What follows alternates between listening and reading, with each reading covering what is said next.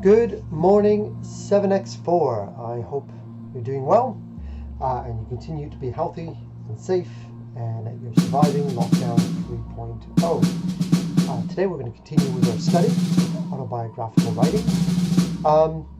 So let's get right into it. Today's lesson begins here. You can see that we're continuing with autobiographical writing. For your starter, your do it now, please begin with what it says here. Have a look at whatever personal or private reading book you've got right now. And I want you to pick out 2 sentences from there.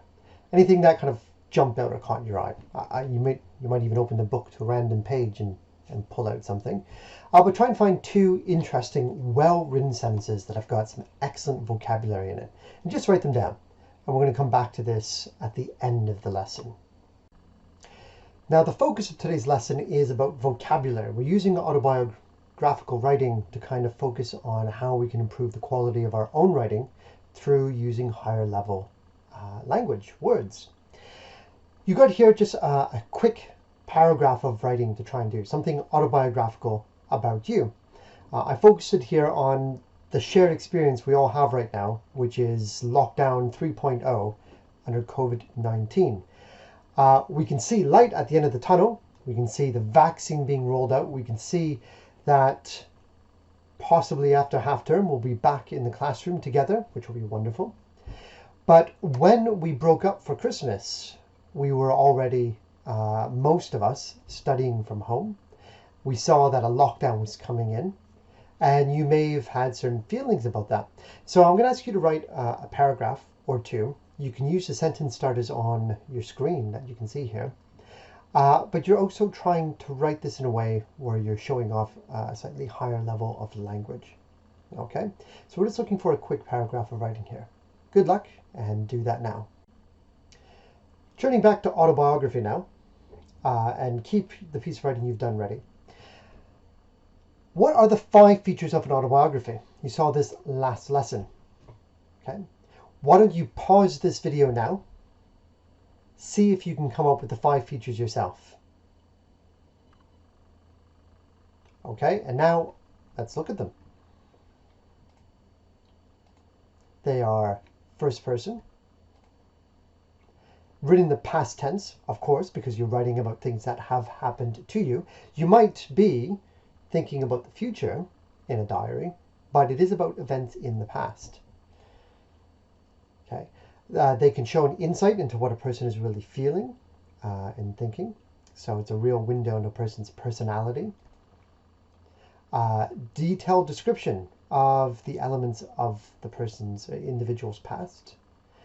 And of course, it's nonfiction. While a biography or an autobiography might be exaggerated, and we can't always trust that a person is being honest about their own life, in general, when we're trying to write autobiography, we are trying to be truthful. We hope. Okay, we're now going to do a little bit of autobiographical reading. This is of the Australian Olympic champion, Cathy Freeman. Now, when we read autobiography, in fact, when we read most anything, these are things to keep in mind. You are predicting where this text is going to bring us. You might have questions coming up in your mind. We're going to clarify to make sure we've actually understood what we've read, and then we're going to try and summarize the extract that we've read. So let's turn to reading that now. Before we read, though, take a moment to consider, or to predict.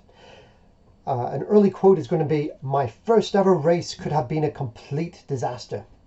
What kind of things do you think could have caused her first race to be a disaster? What could have gone wrong, or what could make that happen? Let's see if we can engage those skills of prediction.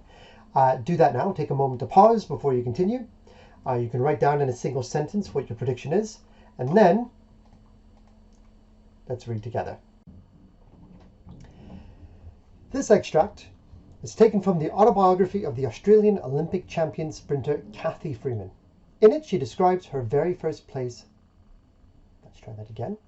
In it, she describes her very first race at primary school. "My first ever race could have been a complete disaster. I was 8, and it was athletics day at St. Joseph's Primary School.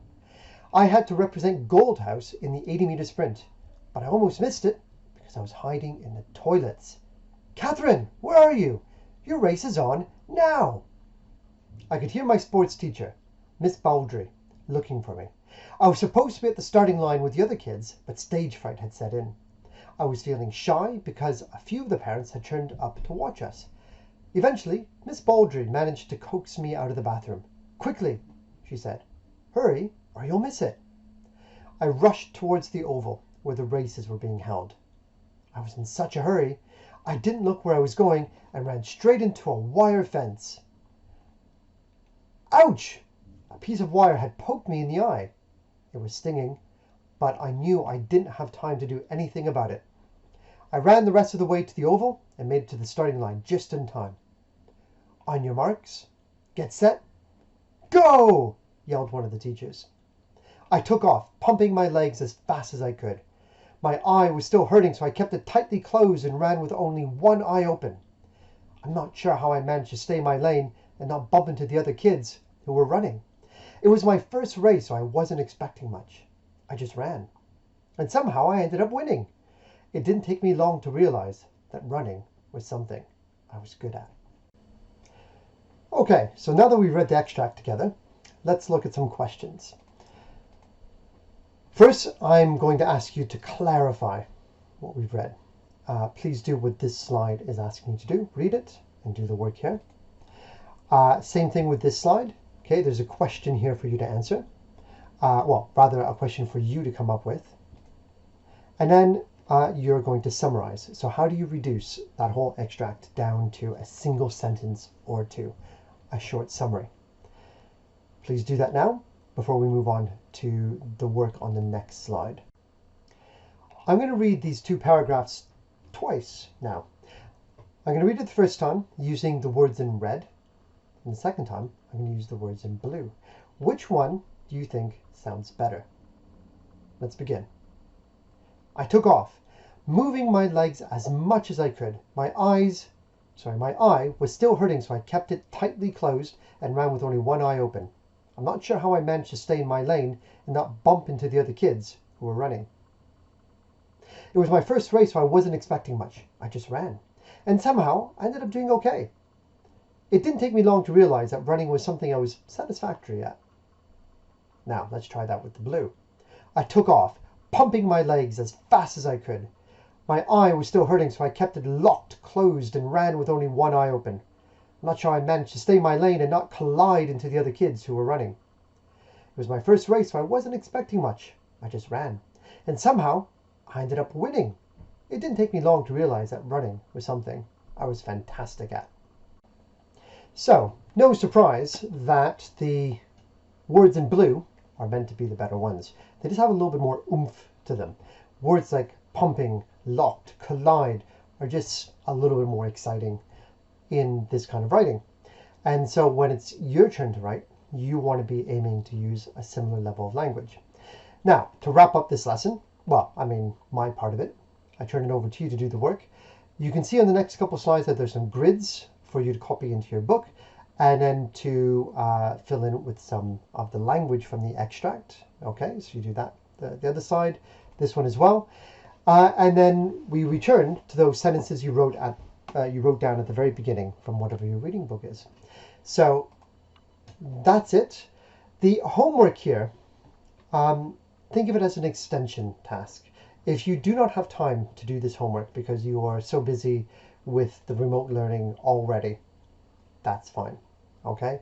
I appreciate that these are challenging times and that for some of us, finding the space, the place, the quiet to do all our home learning is at times very challenging. If you can do the homework, please attach it to the work you've done this lesson, and that's what you can upload to Teams. But if you really do not have time for this today, that's okay. And there we go, 7x4. There's your lesson for today. It's a sunny day, at least as I'm recording this. So if you get a chance to go outside, please do and get some fresh air. But otherwise, good luck with all your work and keep healthy, keep safe, and I'll see you next week. Goodbye.